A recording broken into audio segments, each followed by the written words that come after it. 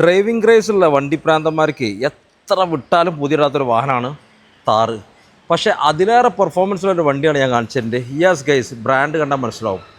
ഇതാ കിടക്കുന്നത് മുത്തുമണി. ഇതാണ് ഞങ്ങളുടെ ഏറ്റവും ലേറ്റസ്റ്റ് സ്റ്റോക്ക് കേട്ടോ.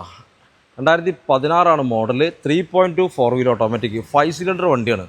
പറക്കുന്നൊക്കെ പറഞ്ഞാൽ പറക്കും. ആക്സിലേറ്ററുമ്പോൾ ത്രോട്ട് കൊടുത്താൽ വണ്ടി ഹാൻഡിൽ ചെയ്യാൻ പറ്റില്ല, അത്രയും പെർഫോമൻസാണ്. ഇതാണ് വാഹനം. 1.14 ഓടിയിട്ടുണ്ട്. Full company service history. വണ്ടിയുടെ ക്വാളിറ്റി ഒന്ന് കണ്ടാളേ. ഇപ്പോൾ വർക്ക് കഴിഞ്ഞാൽ ഇറങ്ങിയ സിംഗിൾ സ്ക്രാച്ച് പോലും ഇല്ല കേട്ടോ. ഇതാണ് സൈഡ് പ്രൊഫൈൽ. ഓക്കെ, ഇന്റീരിയറിലോട്ട് വരികയാണെങ്കിൽ നല്ല ലെതറിൻ്റെ സീറ്റ്.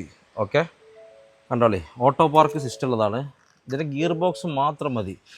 കണ്ടില്ലേ, ഡാഷ്ബോർഡും കാര്യങ്ങളൊക്കെ വെൽ മെയിൻറ്റൈൻഡ്. പോരാത്തിന് പനോരമിക് സൺറൂഫ്. കോമ്പറ്റീറ്റർമാർക്കൊന്നും ഇല്ലാത്ത കുറേ ഓപ്ഷൻസ് ഉള്ള വാഹനം. സെക്കൻഡ് റോ ഒന്ന് കണ്ടോളേ, ഇതിൻ്റെയൊക്കെ ഒരു ക്വാളിറ്റി ലെതറിൻ്റെ വെൽ മെയിൻറ്റൈൻഡ് എന്നൊക്കെ പറഞ്ഞാൽ വെൽ മെയിൻറ്റൈൻഡ് ഇല്ല. തേർഡ് റോ, ഇതിൻ്റെ പ്രത്യേകത ഏത് സീറ്റിലിരുന്നാലും യാത്രക്കാർക്ക് പെർഫെക്റ്റായിട്ട് സുഖമായിട്ട് യാത്ര ചെയ്യാൻ പറ്റും എന്നുള്ളതാണ് ഈ വണ്ടീൻ്റെ ഒരു ഹൈലൈറ്റ്. ഡ്രൈവർ പിന്നെ തൊട്ട് വേറെ വണ്ടി വിടില്ല എന്ന് തന്നെ പറയാം. അപ്പോൾ ഇതാണ് ഇതിൻ്റെ സൈഡ് പ്രൊഫൈൽ. ബാക്ക് പ്രൊഫൈലൊക്കെ കാണിച്ചു തരാം. ഒന്ന് തുറന്ന് ഓപ്പൺ ചെയ്ത് തരാം.